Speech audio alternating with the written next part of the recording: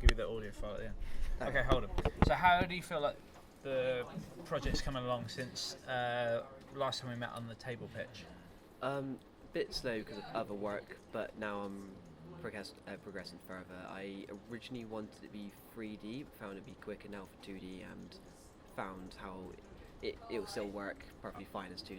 Okay, so you're going completely changing the output style. So 2D, and you're going to use what, Game Maker?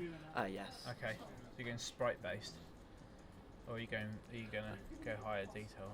Is it? I believe sprite based. Yes. Sprite-based, okay, cool. So sticking with the same theme but changing the type of game to 2D. Okay. On context, firstly you need your project proposal. Okay. Yes. I was just uploading it, but it's the bottom bit that I realised still needs filling out, so that's just on my screen. So you're doing that now. All right, fantastic. That goes under context. Okay.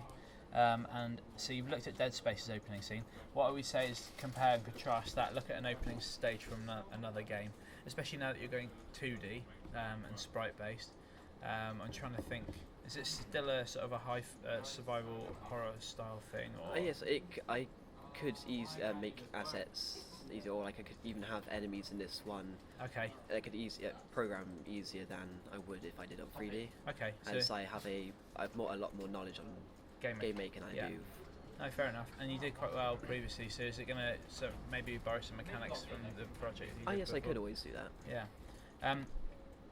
If that's the case, that's fine. But yeah, we need looking at another example. So can you think off the top of your head? 2D horror instead. And again, how that's introduced. Yeah, I believe I know a couple, but yeah, even if it's not necessarily the same genre. So a recent sort of successful just game. To see how I could do it. And different methods that the games use to sort of convey the main mechanics and the art style and the give you an intro to what the story is and things like that.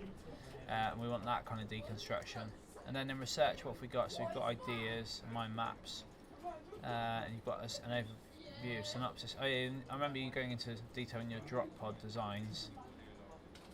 So you've looked at quite a lot. Mainly this is made up of reference images at the moment. Again, things that you can. Have you got ideas of what else you could look at in terms of research sources? How do you mean? As in, what other things could you research? So you've gone and collected and collated image banks for things to get references from an aesthetic point of view. Yeah. What other sorts of things might you need to research in order to complete the project? How I can come across creating that kind of game. Okay. Yeah, so technical details, definitely. Another thing would be like your competition. So what's on the market already? Yeah. And so looking at games. Horror compared to a action game that's mainstream. And again, if you've got a definitive sort of art style, so now you're going 2D, that opens up another sort of branch of Windows, whereas all this reference imaging that you've got largely is about 3D and realistic stuff. Although that can filter into your design style, it's still important that you look at and consider, potential art styles from 2D games. So if it's going to be very sort of low resolution, or it's going to be kind of midway or vector or whatever, again, looking at the art styles from games that you're particularly interested in or you feel the aesthetic would be right for. And like even in terms of colour palettes and things like that, you're going quite dark with it. You're going like Dead Space, like quite dingy and run down, or are you going to go sort of? But a little mix of both. Whereas like the jungle, I wanted the theme of as the alien plants, they glow, so it helps kind of light up the area. But at the same time, it's kind of going on during the kind of start of night, so it is quite a bit dark and dim. Where these plants help them glow away. Yeah. So foliage is again quite a nice thing. It's a bit more unique, but that in itself throws up some more technical difficulties, as you probably imagine. Like creating organic objects is because especially when sprite based, you use a tile set and you repeat it over and often. The variation that you'd expect to see in foliage means that you'll have to make quite a few variants for it to look organic. Yeah.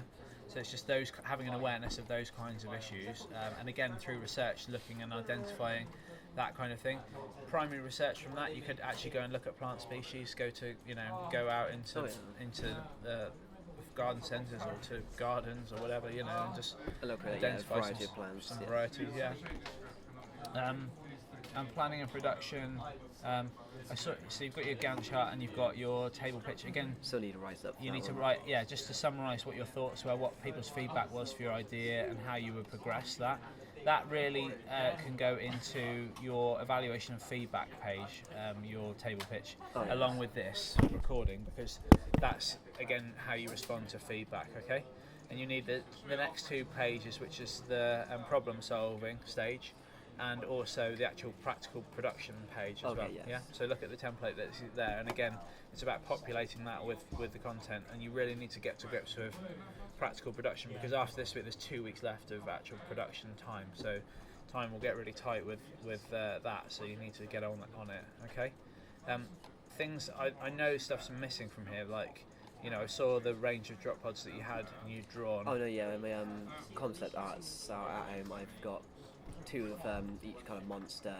Got the range of drop pods and the final one. Okay. And again, bits like the plants. So. Yeah, and again, all that needs to be there and show it off to its best ability. So if scanning makes it look a bit rubbish, like take a photo of it with some pencils laid out, like we said about before.